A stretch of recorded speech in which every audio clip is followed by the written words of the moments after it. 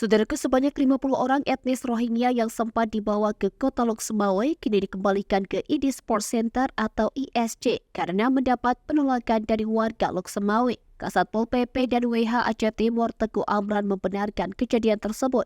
Mereka dikembalikan ke ISC sekitar pukul 2 waktu Indonesia Barat dini hari. Mengutip dari seramnews.com, Amran menerangkan, kepindahan pengungsi Rohingya ke Lok Semawe bukan rekomendasi dari pihak pemerintah Aceh Timur, melainkan desakan warga yang terus-menerus memprotes penempatan Rohingya di ISC. Atas dasar tersebut, Satpol PP dan WH hanya mengawal kepindahan para imigran Rohingya itu sampai ke Kota Lok Semawe. Ia juga mengaku kecewa terhadap UNHCR. Pasalnya pihak UNHCR tidak memberikan alternatif yang jelas tentang penanganan Rohingya. UNHCR terkesan lepas tangan terkait permasalahan tersebut.